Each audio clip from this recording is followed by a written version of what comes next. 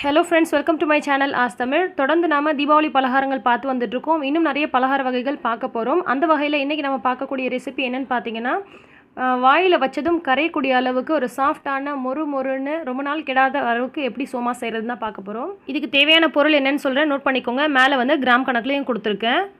இப்போ 1 கப் அளவுக்கு மைதா மாவு எடுத்திருக்கேன். 1/4 டீஸ்பூன் அளவுக்கு உப்பு போட்டுக்கிறேன். தேவையான அளவுக்கு தண்ணி ஊற்றி நல்லா பிசைஞ்சிருங்க.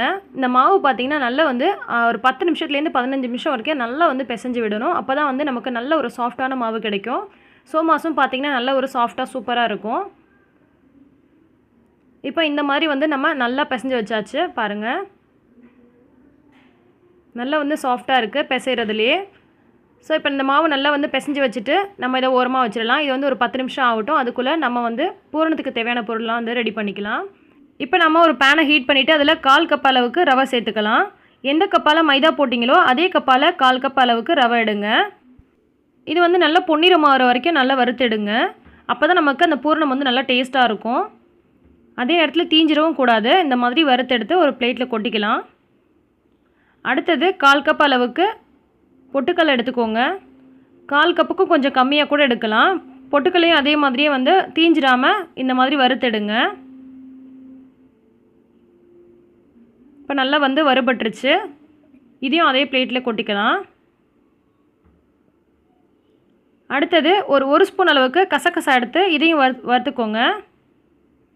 இது பார்த்திங்கன்னா இந்த மாதிரி நல்லா வந்து வெடிச்சு வரும். உடனேவே கலர் மாறிடும். ஹையில் வைக்கவே வைக்காதீங்க, எல்லாத்தையும் சிம்லேயே வச்சு பண்ணுங்கள். அடுத்தது 1 ஸ்பூன் அளவுக்கு நெய் ஊற்றிக்கிறேன். கொரகொரப்பாக அரைச்சி வச்சுருக்கிற தேங்காய் எடுத்திருக்கேன்.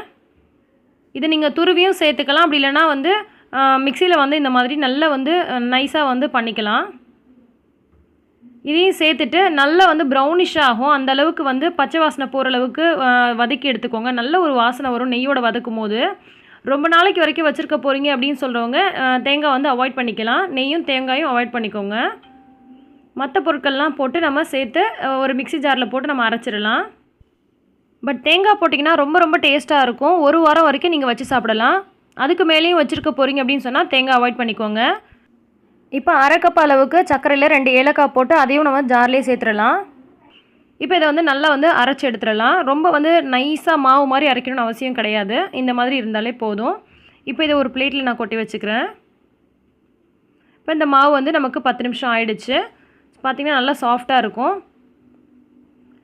எப்பொழுதும் போல் இதை வந்து நம்ம சப்பாத்தி மாதிரி நம்ம வந்து உருட்டி எடுத்துடலாம். இந்த மாதிரி லைட்டாக வந்து உள்ளங்கையில் ஒரு ப்ரெஸ் கொடுங்க. ஏன்னா அந்த மைதா மாவு பார்த்திங்கன்னா கொஞ்சம் ஒரு மாதிரி ரப்பர் மாதிரி இருக்கும் இல்லையா, நமக்கு அந்த கோதுமை மாவு மாதிரி நல்லா திரட்டின உடனே போகாது. ஸோ இந்த மாதிரி கையால் வந்து நல்லா அழுத்தம் கொடுத்துட்டு அதுக்கப்புறமா அது மேலே வந்து வரமாவு கொஞ்சமாக போட்டுட்டு இதை வந்து நீங்கள் வந்து சப்பாத்தி மாதிரியே வந்து உருட்டிக்கோங்க. சப்பாத்தி விடையும் கொஞ்சம் மெலிசான அளவுக்கு உருட்டிக்கோங்க. நல்லா உங்களுக்கு ஷேப் வரணுன்ற அவசியம் கிடையாது. நம்ம வந்து இந்த மாதிரி அச்சில் வந்து போட போகிறோம். ஸோ அதுக்காக இந்த மாதிரி ரவுண்டாக இருக்கக்கூடிய ஏதாவது பாக்ஸ் மூடி வச்சுட்டு நான் இதை வந்து கட் பண்ணிக்கிறேன். அல்லது நீங்கள் வந்து இந்த மாதிரி கட் பண்ணல அப்படின்னா சின்ன உருண்டைகளாக போட்டுட்டு அதுக்கு ஏற்ற மாதிரி சைஸில் கூட நீங்கள் உருட்டிக்கோங்க. இது வந்து ஷேப் வந்து ரொம்பவே அழகாக வரும். ஸோ அதுக்காக தான் நான் வந்து இந்த மாதிரி பண்ணியிருக்கேன். அது கொஞ்சம் ஈஸியான வேலையும் கூட. இப்போ இது மேலே வச்சுக்கிட்டு அந்த பூரணத்தை வந்து வச்சிடலாம் நடுவில். இது வந்து ரொம்ப சின்ன சைஸாக இருக்குது சோமாஸு. நீங்கள் வந்து நிறைய அதாவது பெரிய சைஸில் செஞ்சீங்க அப்படின்னா நிறைய பூரணம் வச்சுக்கலாம். இப்போ இதில் போட்டுட்டு நல்லா வந்து ஒரு ப்ரெஸ் கொடுக்க போகிறேன். இந்த மாதிரி நீங்கள் அச்சில் செய்யும் போது நமக்கு வந்து தண்ணி ஓரத்தில் தொடணுன்ற அவசியம் கிடையாது. மற்றபடி நீங்கள் வந்து அச்சு இல்லாமல் தனியாக கையாலே செய்கிறீங்க அப்படின்னு சொன்னால் நீங்கள் வந்து அந்த ஓரங்களில் வந்து தண்ணி வந்து அப்ளை பண்ணுற மாதிரி இருக்கும். அப்போ தான் வந்து நமக்கு பிரியாமல் வரும். நம்ம என்ன தான் வந்து அழுத்தி இருந்தாலுமே பார்த்திங்கன்னா நம்ம எண்ணெயில் பொரிச்சு எடுக்கும் போது அது லைட்டாக பிரிஞ்சிரும். அப்போ வந்து உங்களுக்கு பூரணமெல்லாம் வெளியில் போயிடும், வேஸ்ட்டாக போயிடும்.